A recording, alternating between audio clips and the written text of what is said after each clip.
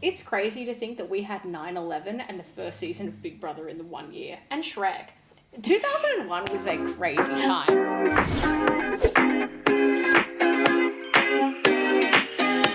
Alina may or may not be on TV. Would you want to see this pretty face on your screen? I want to see this pretty face on screen. So 9 now. You're going to be on Channel 9. I can't say, but maybe you should keep watching that station at all times and to see if I am. Because you've already been on The Chase, so that was Channel 7, so you're really diversifying your free-to-air portfolio. My free-to-air portfolio may or may not be expanding in our current climate. What's left? 10?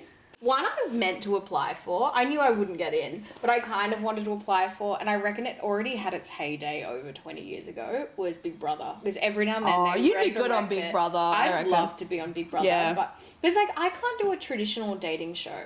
No. Gay. And, like, dating shows aren't very queer-friendly, especially in Australia. No. Like, if they Yeah. have... Like, I don't watch Married at First Sight. I know, it's funny. We're talking about reality TV. I feel that stuff like Love Island and MAFS would be a really big one. Yeah, but we don't overseas, watch they love them. maths. I know, Yeah. I don't watch it. I find it too fake. Like, yeah. It's, sorry, reality TV, and that's like one that we're not getting into, but I need my TV, like, it's just a different kind of Authentic. gritty. Yeah. Or like, not even authentic, because, like, I still loved, like, Geordie Shore. I like Geordie Shore. Oh, I love Shore. Yeah, same. Because the accents just do something. Same. for me. I'm exactly the same. I loved Rock of Love Bus. These are all old. What is Yeah, that? sorry. That was the singer of the band Poison, Brett Michaels, had a show where he wanted to find love. This is like Flavor of Love with Flavor Flav. Yeah. Because that was one of my favourite moments, was on Flavor of... Oh, not favourite moments, but I think one of the most iconic moments. Because the people that they were casting were just bonkers for these. Yeah. Oh, it wasn't Rock of Love Bus, but he had a spin-off Rock of Love Bus. But it was like Brent Michaels like trying to find love. Rock of Love. It was Rock of Love. Rock of Love. Okay. His first season, it was most of the girls that were cast were like strippers and dancers. Yeah. And it just made for the best TV because they were just completely That's the TV I unhinged. want to see. Rock of Love, like, I think that was just at a time, like, now we have more safety parameters, I think, for Yeah. contestants. Which But makes this sense. was just, like, free-for-all alcohol, get as boozed as you want, let's make some TV magic, because Flavor of Love, they did that, and they just piled the girls with alcohol. Yeah. One girl literally took an actual shit on the stairs while they were filming. In Flavor of Love. That is, Like, I don't remember that scene. And other contestants, like, they're just, like, walking, like, through the set or whatever, the mansion, wherever they were filming, and they're just, like, there's a literal human shit on these stairs. And they eliminated... Because, like, a few of the girls got so blind that they couldn't walk. And it was kind of funny then, and now I just watch it and be like, oh, why wasn't someone looking after these girls? Have you watched the America's Next Top Model documentary? I haven't yet, because I know it'll make me both sad and angry. Yeah.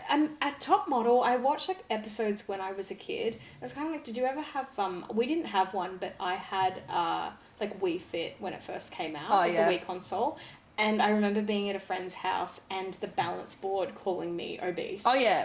As, like, an 11-year-old. On a daily basis, I would be like, oh, I'm still obese, like... I think there was just certain things that just was a little bit too much for my impressionable little heart to be told. And, like, beautiful skinny women getting told, we need to fix this, this, and this about you, and oh, by the way, you're huge. And they were like model skinny on that show. It was just too much for my preteen heart. Fair enough, but it was like, the documentary was less about that, but like it like had a bit of that, but it was more about like the crazy bonkers shit that they did. Like this one woman they like surgically put her gap tooth together. They got rid of her gap. They got rid of her gap after she was like, no, I really like it, like I want to keep it. And then they were like, oh, you're never going to get You'll never in make this it. in this industry, whatever. And then the 2 seasons later, they widened someone's gap in their teeth. Like, it was just like mental. And then there was like this woman that got like sexually assaulted, and they like filmed it, and they like filmed her like reaction to it. It was just like so confronting. And it's weird how we like watched this show. I don't remember this episode specifically, but like generally everyone loved this show and had it so framed so differently, as like they framed it in the show as like, oh, she cheated on her boyfriend, but she was like drunk. She was assaulted. She was drunk and like assaulted, and they had like a shower with this guy, like a model, Italian model or whatever. And like then she's on the documentary and like talks about it, and it's like she was like a really traumatic experience for her, obviously. Yeah. And it's like it's just crazy to me how it was framed then, and for many years it was like okay, like it was just like people remember like this funny thing happened on the show, and she was like crying because she cheated on her boyfriend. But like I'm like, this is like trauma. Like the reality TV standards have like shifted so much, I think, in the last like 20-25 years. I mean, that didn't exist before. Yeah, I think because it was new terrain. Yeah, people didn't know how to handle it. Like, yeah, and like it was just sort of like everything goes. Like, yeah, and that's it. And there was more at stake too, because I think it was just a more unified audience. Yes. There wasn't like, now I feel like viewership's a lot more fragmented and fractured. Yeah, you find your niche of where you want to like. I don't think I think school kids are probably coming into school being like, did you see this TikTok? But they're not all watching it at the same time. No. Like there's not that like Unification. Yeah. And I think therefore they were sort of just able to experiment more and push the boundaries back then to get the reaction, knowing they had this like massive captive audience. Yeah. So I remember being so captivated by like the first season of Big Brother because I was just a literal child. Yeah. But it was like you'd never seen anything like it before. It was like it was brand new. Like even I think like webcams and stuff was just like such this like crazy technology. It's like you remember like all the films that had like chat rooms or like web tech or whatever. It was just sort of like the Matrix. Like and you see like actors typing and they didn't know how to touch type. Like all that technology was just like so new. And then just like cameras in homes was such a crazy concept. I think there was like a woman online that it's very voyeurism, right? Like, because there was a website that you could go onto in like the mid-90s. Yes, I remember this. Yes. There was one where a woman had set up cameras in her home and she just lived normally, but she had like people watch them. Yeah, millions tune in and she'd like have sex with her boyfriend or she'd like feed her cat or, you know, she'd just be like cleaning her apartment and you could just tune in and watch her at any time. And I've read theories that that's what started Big Brother. Like, I mean, Big Brother's obviously named after George Orwell in 1984, but the actual concept of just like the webcams, show, like cameras in a home was just like, oh, like audiences just want to watch someone being just in their home. And I think going back to like you would be a good Big Brother contestant because you're confrontational, like, and I think you're confrontational and you don't take shit, and I think that's where the tension comes in these Big Brother houses. It's like some people are like this, some people like, you know, don't want to have any confrontation. I'd be good and I wouldn't though, because I think I'd be good TV.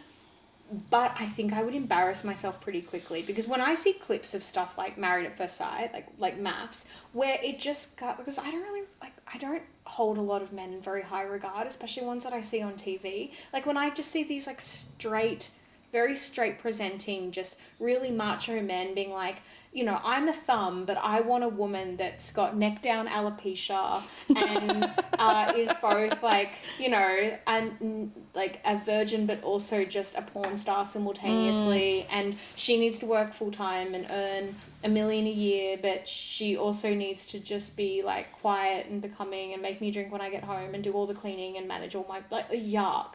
Like, I can't even begin to tell you, if I had, like, people around me that I couldn't escape that were kind of like that were just like, oh, women are lesser, or just sort of like women's places in the home, I'm going to have, like, an assault charge on my name. Oh, damn. It's like, I don't think I could be in the presence of I couldn't be in the presence of someone that long before I'd just be like, and in the Big Brother house, shut up! Like, you have nowhere to go. Like, that's the thing. Yeah.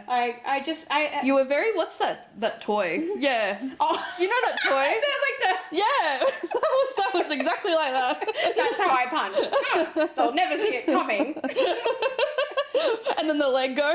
Like, I think he has a leg version. And even though I'm a dumb bitch, I think there would just be a level of stupidity that I couldn't handle being surrounded by like oh honey types. What's an oh honey type? Like just like, you know, my landlord has like a shower camera to keep me safe. Like, oh God! You know, like, oh honey. Like, oh, I see. I don't like know. an airhead kind of. Yeah, I would struggle with just certain people, and I know I would run my mouth quickly. It's like, I think too, like if I didn't have somebody that could be like my bestie in that sort of setting, I think the house would turn on me and I would just be eliminated really quickly. But I also think I'd step up. I'd try and be a team player. I think like, because they have to do challenges and stuff, right? Yeah. Like I would try and like win for the team, and I think I'd try and like clean and stuff. Like, I think I wouldn't be first eliminated, but I don't know if I'd get to the end. So you wouldn't change yourself to play the game to win. I think I'd like to think I would, but then on like the second day and I've forgotten Give that up. the cat was there. I could also just see myself being like, whoa, guys, like the fridge is stocked. And like, we've got a pool. What if we just like laid by the pool and didn't move for 8 hours? Like, be like, hey, we need you to be interesting. It's just like, mate, I'm on holiday. But like, I think that's where the beauty comes in the game. Like, or the game. But like, that's... But that was the early 2000s Yeah. Big Brother. Like, I think now it's a lot more contrived to get them to do stuff. Yeah. Wasn't it Dream World or something where you could actually go and visit them? Yeah. Yeah, and you could just like watch them like zoo animals. They should bring that back. What a cost-effective zoo. Cost-effective. It's making them money with the, ad revenue. It's just like live in a zoo for a year, get paid a wage, but the trade-off is that just people have to just like walk past you. Oh my God, that's a multi-million-dollar idea. Am I a businesswoman? TM that now. TM. My favourite Big Brother moment that I remember, Game On Moles, was iconic. And then there was those two that got married. Do you remember? I don't know what season. Jess and Marty. Yes! Jess and Marty, because I remember that was, I think they were either the first, because again, young and impressionable, because I want to say that was second season. Yeah, it wasn't the first season, it was early on though. So that was, I think, I want to say 2003. Either 2002 or 2003, and I remember my mum really wanted to watch this show, and I was probably too young for it, because they also had Big Brother After Dark. Oh yes, that was when, the scandals. Yeah, that was like the night vision stuff. Ooh. But Jess and Marty became a legitimate couple. Yeah, I remember their show. Spread in the magazines, and then they got married. Yeah, they only lasted a year. Oh damn. Yeah, they only lasted like 18 months or something. But I remember I had a little bit of a tactic, because this was like olden times where our secondary TV was tiny. It was only like this big. So my mum used to sit in our dining room, because I think like my dad would watch the news in the other room, and mum I think wanted to be discreet with the trash that she was watching. I worked out if she went up to like go to the bathroom or something, I could sneak into the room and sit underneath the dining table. So I used to sneak watch Big Brother After Dark. Ooh. And Jess and Marty, I think, were one of the first couples to they did the do. To do the do on Big Brother. On Big Brother. Good and for I mean, them. they censored it, but yeah, like because like they were in a communal like sleeping quarters. Yeah, they all would, slept like, in the wait same for room. everyone to be asleep, and the doona would go on, and you would see it moving. It's very scandalous. And that was like the first time I'd be confronted with like real people doing something like that, and like a reality format like that happening, and it just blew my young mind to be like, people do that. You can do that. Wow. I think that probably paved the way to a Birds and Bees talk with me, was Jess and Marty from very early season of Australian Big Brother. That's very interesting. And Greta Pauline was cool. She was the host. Yeah. She's still the host? Yeah, I think she is. Oh. In the reboot, I think she is. But I also remember, I want to say his name was Merlin, but is it Merlin, the Free the Refugees guy? Oh, yeah, and the E, I think, was missing from the sign, but he managed to successfully sneak this in, right? Love it. Like, it got past because they check everything that you put in, right? I remember this, but he had, like, taped it on the inside of the shirt that he wore in on the day, like, when he wore it in. Smart. And then he wore that same shirt when he was eliminated. Flipped it. Yeah, and I was like, that's so smart. But, like, people were so mad about that. Do you remember? Yeah, because the format was that when you got eliminated, because this is when people, like, I think gave a shit about the whole thing.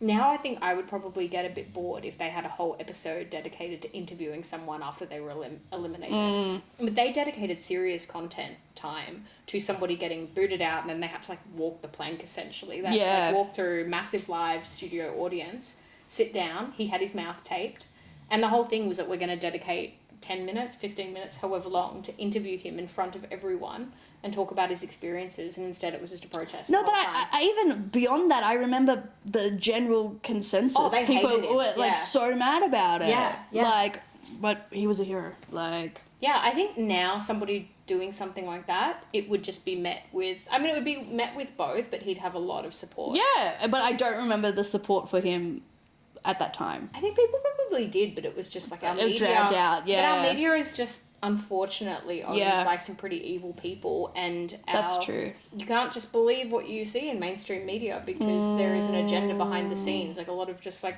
rich right-wing people own Australian media. Yeah. And and American media and European media. And they controlled the narrative that I think everything was just so negative about this guy. And without, like, the internet is in its current form, like, it just wasn't as pronounced, the, like, other side of it. But, yeah, those are my 3 Big Brother memories that I remember. One, I think it's interesting that you brought up, like, early 2000s Big Brother, because I think it was just such an impressionable time for me, and it was just unlike anything I'd ever seen. It really shaped how I saw reality TV, and I just remember being so taken with it as a kid. Sarah Marie is a very good example of something that was just so cutting edge at the time. Yeah. That now you would not look at her twice. No! Whether it's her doing... We need to, like, put it in. She had this thing called the bum dance. The bum dance. Which was essentially... With her bunny ears, she too. She wore bunny ears, and I remember them, like, branding how big she was at the time, too. She was, like, a size 14 to 16, like, totally normal size, but they just kept going on about how she was bigger. See, I don't remember this. I remember that just being, like, a ugh at the time. But yeah, she had a signature bunny ears, and she just had this, like, and she was a bit bogan, and she just had this, like, swivel dance that went essentially viral at the time. And they released a remix of I'm So Excited with these, like, I can't remember the name of the band, but they had these, like, 3 conventional hotties that were essentially, like, a very Aussie knockoff Destiny's, Caucasian Destiny's Child. And they were, like, really, like, sensual, and it was just the most, like, early 2000s music video you could think of. But then Sarah's whole thing, because she can't sing, like, Sarah Marie, just being like, hey guys, like, wait for me! And she comes in with bunny ears. We'll have to find it. And they had this full music video. She also had her, like, our bum party, like, the bum party dance, our bum party dance, like, where she just selected hits from, like, the 70s, 80s, and 90s, essentially. Wow, this has escaped me. She made her own So Fresh. I remember being gifted it and being like, no, don't want this. You didn't want it? Don't want this. Yuck. Like, I don't need, like, hits of ABBA, like, curated by Sarah Marie in 2001. I feel like that'd be such a relic. But yeah, it just, like, it was just something that went so viral, and you look at her bum dance, and she's literally just, like... It's like a TikTok now, It's a very, very mild twerk. Like, very, very mild. If, like, twerking is a 10, then this was, like, a 1. It was just a little bit of a move, and I'm really just happy, like, it was like a fun, infectious vibe, but it's just something that wouldn't be looked at twice now, and instead she literally was able to put out a song about it. Good for her. That topped the Australian charts at the time. There's also a girl on the first season called, I want to say Gemma, who was really well known for lip gloss. So she brought out a cosmetics line after the show. It launched a business. She also had a little one-shoulder tops, I think. And she had a tutorial about cutting her tops. And I remember just, like, having, like, my mum's, like, crappy, very paper scissors. And looking at my wardrobe being like... And mum being like, whoa. And of course, like, I've got, like, a whole tit out where I've cut it too low. And I tried to, like, one shoulder-fy some of my wardrobe without much success because I'm just, like, hacking at the shirt because Gemma from Big Brother told me it was cool. That's so interesting. It's interesting how what you pick up on different memories. What I remember was, like, that guy that went on to have a career in Neighbours, Blair McDonald. He had a career in Neighbours for, like, I don't know, a few years. Chrissy Swan was big on Big Brother. What, second season? Third season? Yeah, third or fourth season. Because she was on Reggie's one, the one where Reggie won, and she came second. Forgot about Reggie. Yeah. Yeah, Sarah Marie came third. She didn't win. Yeah, that's it. But that's it. You didn't win. I couldn't even tell you who won the actual show. No, it was some random. I think Blair came second, and then this other guy came first. Yeah, don't remember who that is. Sorry to this man. And then Fitzy had a career. He was on whatever season.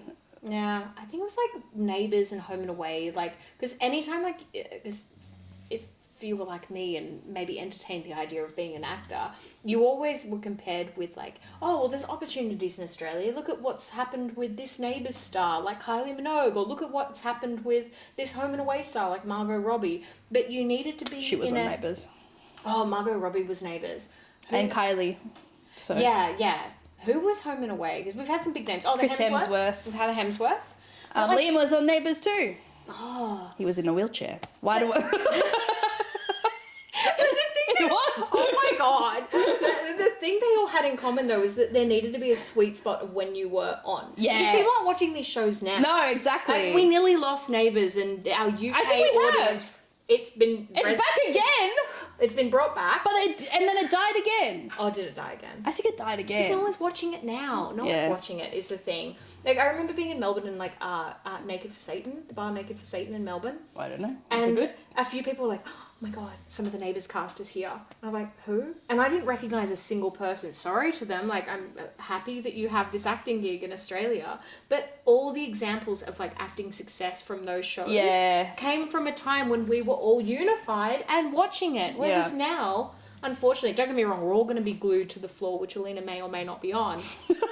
But even The Chase, we couldn't even find decent vision of it. Like, I don't want to diminish your accomplishments because it's absolutely amazing that you may or may not be on this show in the future and you were on The Chase.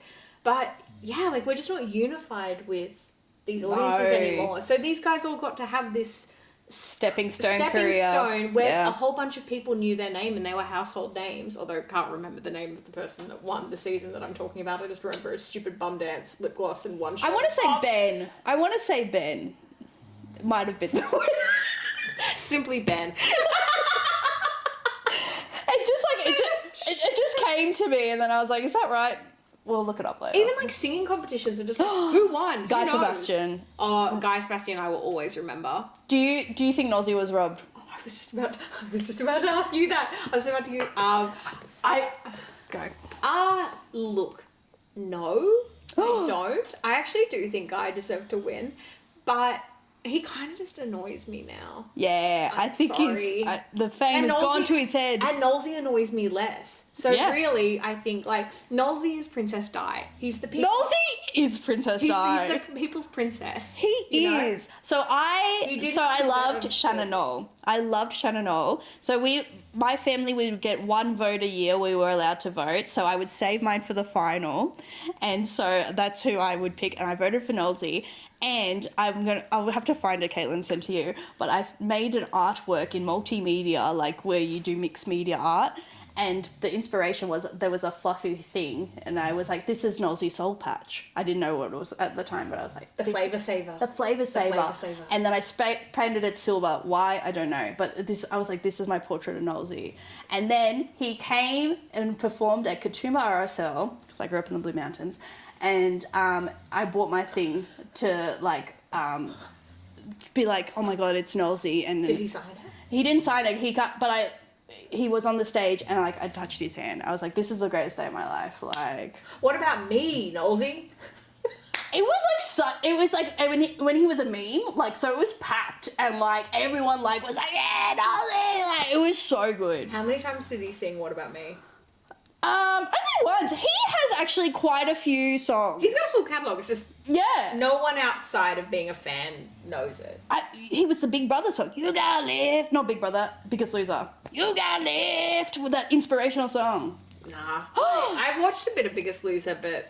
Sometimes I just love the growl. Like... I thought you were singing Roxanne. No, how does it go? Sometimes that's how it is. Oh, I can't believe you don't know this song. Okay. You gotta live. Yes, thank you. You gotta lift. I don't know. Sometimes. Thank God for Caitlin. It is. I know you're stronger than this. I want to join it so bad. I love a sing along, but I don't know what we're doing. I think about it, but I think it was like a Celebrity Big Brother. I want to say like Celebrity Big Brother UK, and I did not watch the show from like start to finish. Yeah. But there was a viral moment that I'm just so obsessed with, which was the ex-wife of David Bowie was on the show. Dead. Yeah. And one of the bits of news that she got was that David Bowie had died while she was in there, but she announced to somebody in the house that David was dead. Yeah. David's dead. But there was a different David in the house. There was a David in the house. So imagine like you're isolated from the world and you're only thinking about the people immediately in front of you, and you basically are just on a first name basis with everyone, and word spreads throughout the house that someone in the house is dead. David's dead. No, David Bowie. I mean, to be fair to the... It was just so crazy. Iconic. It's so crazy to like also not think, oh, David Bowie, but I see her point of view. I feel she wasn't thinking clearly. I think she was just so taken with the news and just emotion was running high. I feel you probably should have had the foresight to be like, people are going to think that this is David in the house. It's awful that kind of hijacked part of the press of just... And that's what I think of, where it's like David Bowie's dead. It's just like, wow, they really announced that so poorly. Yeah. I was a big fan of Survivor. That was my... You still are though, right? Love Survivor. I haven't watched the new season yet, but I will. But yes, I still love Survivor, but I've gone like in and out in my love in terms of like... You're right too though, because it's like 50 seasons or something crazy of Survivor, right? It's like... Because I'm like that with a lot of shows that are just like going and going and going. It's just like, I'll watch you religiously for 3 months and then I'll tap out. Yes, that's exactly it. I'm like in a year. And, yeah, and then so that's what you mean with Survivor, right? It's like, I love it and then I don't touch it, love it, then don't touch it. Like... Yeah, I guess so. I think I'm like hyper fixated on it when it like feels right. I'm watching an episode or watching a season. I'm like, yeah, this is the best thing that's ever happened to TV. Could be. But then I'm like, I can't give that emotional bandwidth two times a year every year for 50 or 25 years or whatever it is, because it's like been going since 2000, which is and they're not going to stop anytime soon. No, because the resurgence now, it's the 50th season is airing, and it's I didn't know it had that many. 50 seasons. No, crazy. It's literally the 50th season, and it's and there's so many, right? Because there's like celebrity, 50. There's Australian. Oh yes, there's all these different South branches. African, New Zealand. I don't watch all of them. I'm like, you never do anything else. No, but the US one is my favorite. I think the Australian one, I've had this issue with some Australian TV shows, not all of them, but some of them. I think the casting is really like naff and really... We've got a smaller pool to pick from. Then from that, it's like less people apply. Yeah, that's true, I guess. We have that with singing shows, is I don't think our best voices are represented on singing shows, but you just have to be a particular kind of person to want to be on that. And I think there's more awareness now with contracts and restrictions, and we kind of know that only a handful of people in the world have launched successful careers from singing competitions. And there's so many other ways to do that now. You don't need to... platform. It's not the platform that it used to be. So you're forgiven for not wanting to watch Survivor all day every day, but you can still be a fan. Thank you. There is still there's some really iconic Survivor moments. There was that I find Survivor particularly interesting because it like touches all levels of society. The one I think of a lot is Johnny Flair play, and he like faked his grandmother's death. He was like, oh, I remember that one. He got which I think is hilarious. It's so funny. Like to get he got his buddy to be like, oh, tell me my grandma died, and then he's like, the buddy's like, she died, dude. And then he's like crying and stuff. He's like, well, I knew it'd either be my grandma or my buddy here, and my buddy is here, so it means my grandma's dead. And then it cuts to camera, and he's just like, I know my grandma's at home watching Jerry Springer, like, and he just did it to just save everyone so he could win the award. Oh, so wait, because, I don't remember the context of, was he just trying to not get eliminated, or it was for... It was for a reward. So he's, they have a loved ones visits, what they called, so they bring someone from home to, like, visit them and be like, give them inspiration to keep going to the end. Right, and then during the challenge... Oh, so the guy he asked to be like, say my grandmother's dead. That's his friend. Buddy his friend, yeah. Okay. From back home. So yeah, that's one. I remember someone... so none of the contestants, knew that was a lie. There was one woman, Sandra, who won twice. And then she was like, nah. Like, she was like not having any of it. But everyone else was like, oh. Because then it makes you look like an insensitive bitch to be like, he's lying. And like, meanwhile, everyone else is crying. And that's what he like said in his confessionals, was like, that's why I did it. Like, you know, who's going to say no to this guy with a dead grandma? Like, and so it was like such a big story at the time, because it was the first like real like deceit on reality TV. Like, now people lie all the time, but this was the first really big one, and people hated him. Like, I kind of get it. I mean, it's one of those morally grey areas, right? Although I love the drama of just on Survivor of pretending you have an idol, like an immunity idol, when you don't have one, and just putting like a rock down your pants and being like, sure, hope everyone like, you know, doesn't vote for me or whatever. Or I remember seeing one, I think this was on a celebrity season, where somebody made a fake idol and then like gave it to somebody as like a trade. It's happened many times. Yeah, but yes, I was gonna say, I haven't watched as much as you have, I think, but I remember being like kind of shocked, because it looked real, like it looked decent, but it was just from like a separate challenge or something. Yeah, it wasn't they got jewels or like things from the set and then they like made their own one. Yeah, that's a common, well, I don't know how common it is now, but it was a common tactic. Obsessed. But the other moment I think about a lot was where this contestant Zeke got outed as trans. Do you remember this? Did you know about this? I remember that one as well. Like, to me, that's I didn't watch that season, but I think that was just like such a viral moment. That it cut through all levels of news and all like because it's such a social problem or like 10 years ago maybe now. Probably something like that. Yeah, it was a really shitty season of Survivor, and then a really shitty thing to do. Because that person alive. Like if somebody was outed like that, I mean, like they were vilified at the time, but I think like. Yeah, no, but maybe not. I could see it like affecting employment and stuff. Like, I think it did. He like it was as big. The only thing I remember though that they did invite this person back on the reunion or whatever, and they're like, "Why the hell did you do that?" And then they said whatever. But yeah, I think they got fired from their job and like blah blah blah. Like as it should be, but like just an insane.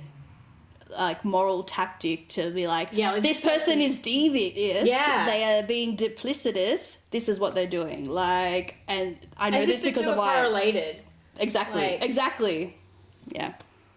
Yeah. Disgusting. So that like, and I think Survivor touches on these like levels of like social issues. It's a reflection of society and where society is at this time, which is why I like it. Yeah, like even like a big moment. Yeah, I love that about Survivor that just you just see people like going into survival mindset and just turning into like absolute pricks. It's so interesting to see who's like me mentality versus we need to benefit the collective and we need to come together. It's so interesting because like I could see myself doing like I could see myself doing like a fake idol kind of situation. Or, like, maybe spreading a rumour, like, especially if I didn't like the person. Yeah. Like, I could see myself going that far. But, yeah, that's really gross. I don't like when moments where they're, like, trying to do it to, like, incite an audience into watching, but then you feel really gross watching it as a spectator. It's been a few of those. There's also two schools of thought of, like, it's just a game, which you get, it's a game. But, like, how far are you willing to go to do it? There was... I forget his name, Tony, and he like swore on his family, like I swore on my kids I'm not going to vote you out or not going to vote for this person, and then he did, and then this woman was like, you swore on your wife and kids and whatever, and he's like, I know that they don't care because it's a game and I'm here to win, and like it's just like what's the like, you know, what's the moral right thing to do? Is there a moral right thing to do? What would you do for $1 million? I just think there'd be things like where if it affects employment or like your reputation in society for years to come, there are things I wouldn't do because it just wouldn't be worth it. You still want to be able to leave the show and lead a relatively normal life. But you also don't know how people will perceive it either because like there's been some people who've done similar things and just depending on the point of time. And depending on the edit, the villain edit. Yeah, exactly. The RuPaul song, blame it on the edit. Exactly. Too many people were just like, no, that's not true or whatever. It's like, but you did say those things. But the Franken edit, I think people don't realise how common this is where they'll take sound bites and mash it together. And that to me, I feel that needs to be illegal. Yeah. That you shouldn't be able to do. You shouldn't... Because then it just, like, that's what scares me about going on reality TV where I'm just sort of like, I hate Matt. Matt sucks. Like, he did this. Like, he cheated on his partner or, like, he stole the money or whatever. I hate him. I wish he was dead. And then I watch the promo later and it's just sort of like, Chris is the worst person. I hate Chris. Yeah. I wish he was dead. Be like, whoa, I never said that about him. Yeah. Like, I also don't like, this is a big thing with singing competitions as well and talent competitions. I can't say which one, but there's one unequivocally I know that they do this, and this is a behind-the-scenes tactic, is you aren't just, like, being judged on your singing ability. Like, it's a full spectrum. Like, you know, you need to have gravitas, you need to have personality on stage, you need to be marketable. Marketability. Yeah. You know, you need to be personable, you need to be somebody that they can sell after the fact, which is why, like, a lot of, like, big voices don't necessarily get to the end because they're not as marketable. And something about that is how you can... navigate a high pressure setting, how you can cope with criticism, how like you can be asked questions by the press. Yeah. And with singing competitions, you can't reveal how much happens behind the scenes. Like where you see celebrity mentors, like they're not mentors, like they're not working with those people when the cameras aren't on. I think a lot of people like naively go into those singing competitions being like, I'm going to work with this major superstar. Yeah. And they only ever see them when they're performing once a week on stage. Yeah. If that, like. Yeah. And there's one in particular, I can't remember her name. I think she took legal action and she wasn't successful if memory serves. But this was a British one where they had told her to sing a Pink song. They had styled her to I look remember like this Pink. girl, yeah. And then when at the end where they were like, we want you to be an individual, why did you choose this song? And she broke the golden rule where she just said, well, you told me to do this. And that you're not meant to say that because you're not meant to acknowledge all that happens. You're being tested of how you can answer the question, basically, and just be like, I made this decision. And instead rightfully so, because she was so wronged, and I felt awful watching it because you could just tell how upset she was. And it cut to her dad, I think, who was equally upset. Oh, God. And she like flung the microphone and they gave her this villain edit when really, imagine how angry you'd be of just like all this lead up to this show to try and get your name and your voice out there and have a stake at winning this. And they've told you what to dress, they've told you what to sing, and then at the end they're just like, hated that song choice, hate what you're wearing, why did you do that? And you've got to defend why you did that when it wasn't your choice. When it wasn't your choice.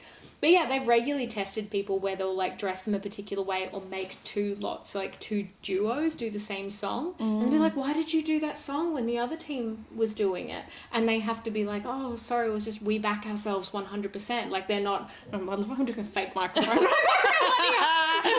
But you'll hear all this, awful. So that's why.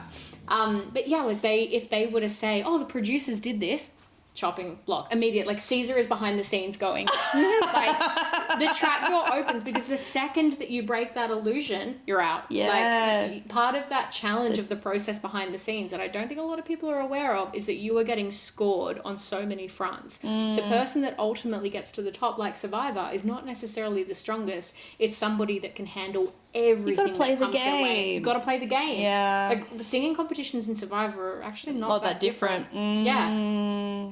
That makes a lot of sense that you say that. Like, yeah. Like, another one, I think, like, because I always loved working in TV, and at least on the publicist side and, like, the publicity side, I wasn't really on set a whole lot. Yeah. But when I was assisting with a singing competition, part of my job was looking after a lot of regional contestants and, like, reassuring them of, like, the media side of this show. Because, again, same, like, you film a couple of months prior or even a year prior, and then you have to wait, and you've signed an NDA, and you've got all this time to get nervous, and you don't know how you're going to be perceived or whatever. It never ceased to amaze me that these people would go in with the kind of a naive mindset of like, I'm going to be the one that gets super famous and I'm going to sell out arena tours or whatever.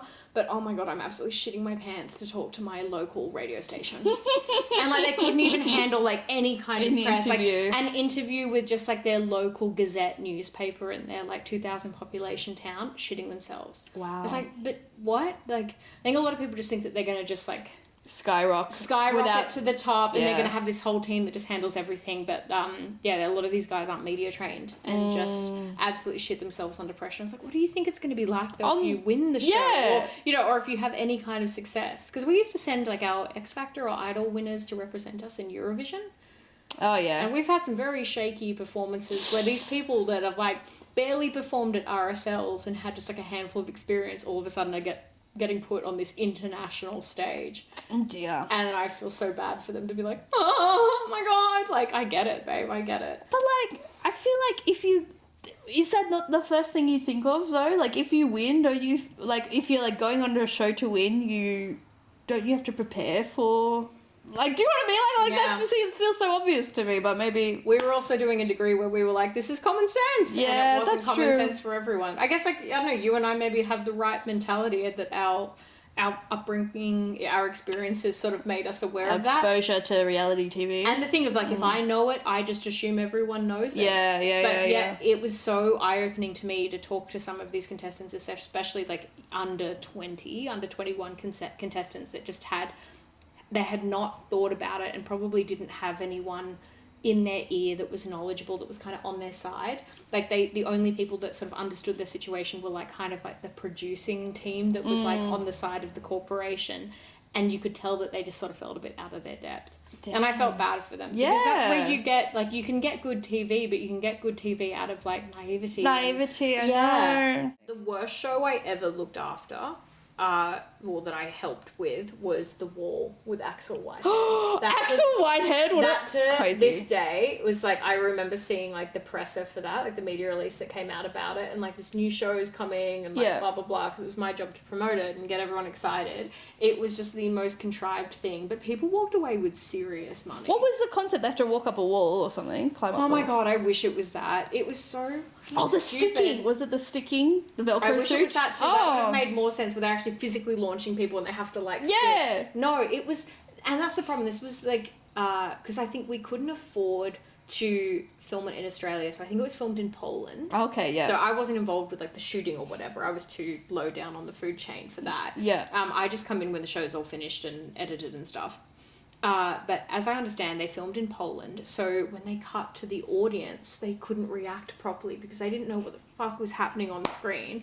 But the premise was like you had to drop a ball down this massive wall, and there was like things in the way, and you were trying to get the ball into like slots. different amounts. Yeah. Is it like the tipping point? Have you seen that show where they like, okay. No, but like, because it's just not something I would watch ever for Yeah. my own entertainment, and I didn't really know who this was supposed to appeal to, because once you've released the ball, there's nothing for the contestant to do. Like, they can't steer it or whatever. I don't.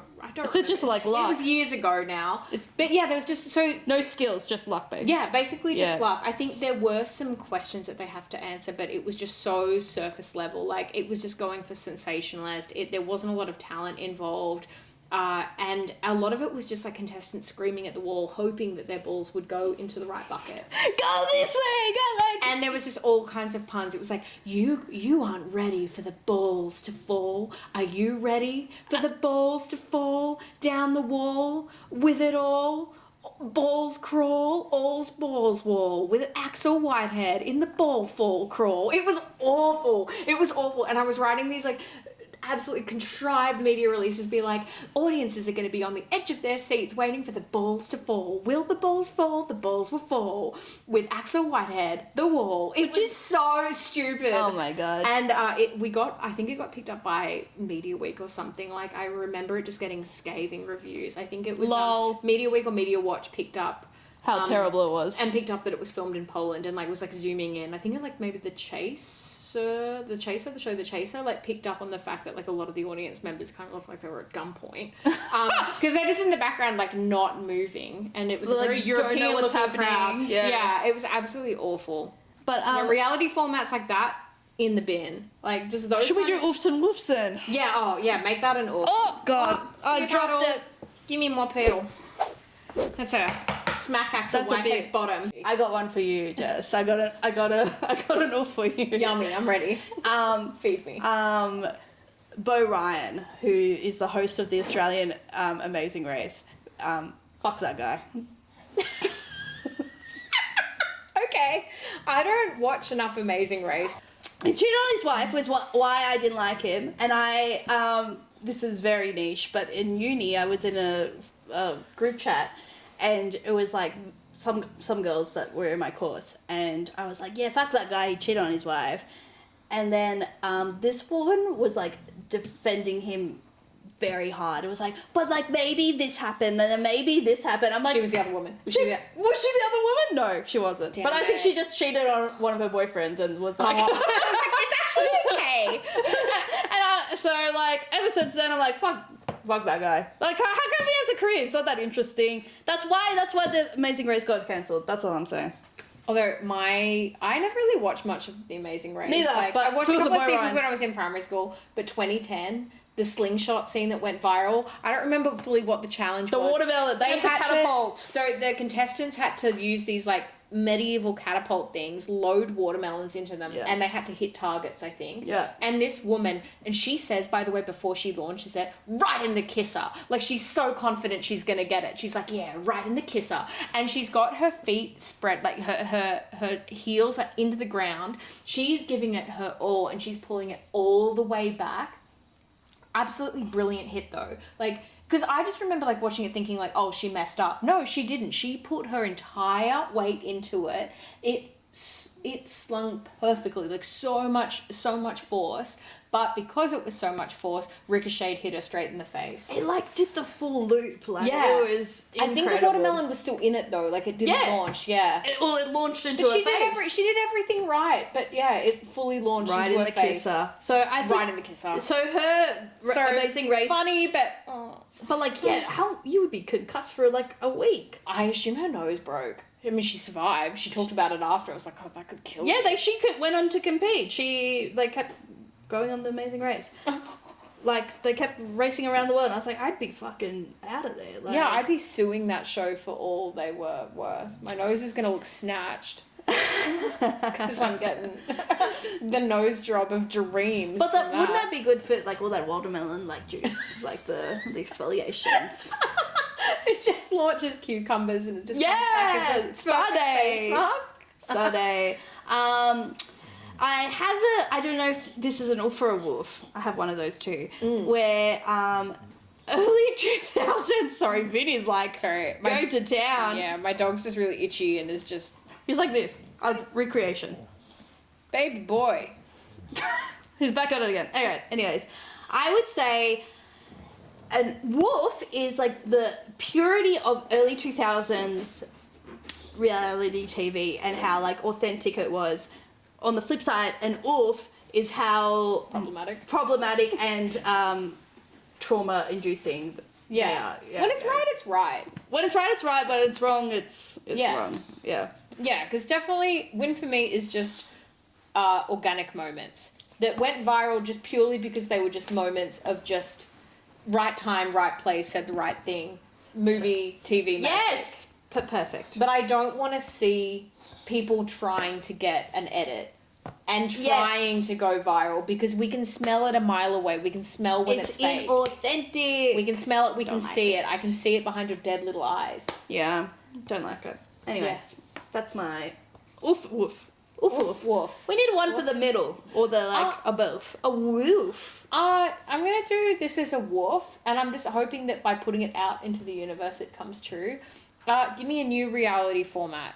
Something. I want something new. Okay, we got 50 seasons of Survivor. We're resurrecting Idol. We're resurrecting.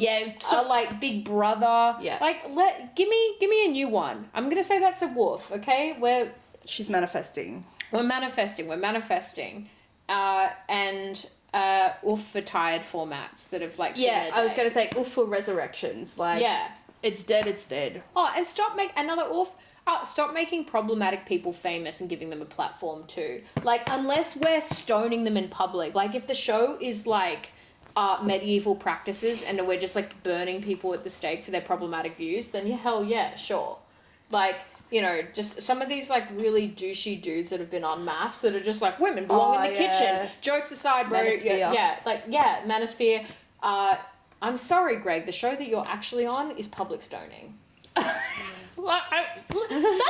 a good format. I reckon we should the get reality that. show actually is that we just all pick up rotting fruit and throw It's like at you. Nickelodeon slime, but like just like the Rotten stone. sludge. Yeah, but like disgusting things. And Women belong in the kitchen, and it's just hit with just the wave of rotting fruit. That I'd watch the shit out of. I would like that. I think that we should pitch that to some network and then make it. Yeah, or like, what about like a blender? Yeah, sorry, just pause for the edit. Yay. What about an edit like Shark Tank where it's just like you pitch it and then if they don't like your idea, it's like trapdoor and then you get launched. You get, what about like a blending of shows? Yes. To resurrect some formats but like make the content new. The first, like, there's like levels you've got to go through. So the first one's like Shark Tank, you pitch your idea, they don't like it, pull the lever, you go into like the basement level and then it's like Survivor and you need to like battle out other people. Oh god, this sounds like the And then Hunger the one Games. that wins is now the suitor for the Bachelor and then they go into like the Oh room my with the ladies and God. now he needs to win the affection of the lady. Oh my god, And then it's like passing the baton and then like he chooses a lady and now she's the one and now she's got to go through the levels like and she's got to present her idea to Shark Tank. it's the decathlon of a reality TV show, and you just like the Olympics, and it's like you just keep going. I like it. Yeah, like Wreck-It Ralph where he starts going into other games. Like, I've never seen that show. Movie. Movie. Oh. Or it's just a video game character that loses his home, so he goes into other games. Give me one where it's just like cross-genre, cross-platform. I like a cross-genre reality. I think that works. Like you finish like Shark Tank and then you put The Bachelor on, it's like, whoa, that guy looks really beaten up because he's just like been on Survivor and now he's like It's giving like this Truman Show, like but like more challenge based. Like I think that's the future of reality TV. Yeah, I just want to see something different. Give us something different. Yeah. Like this. We are Jess and Alina. Thanks for tuning in to Big Wolf. We are Jess and Alina. Make sure you follow us on socials at Big Wolf Podcast. Don't forget to like, comment, and subscribe. Thanks for listening.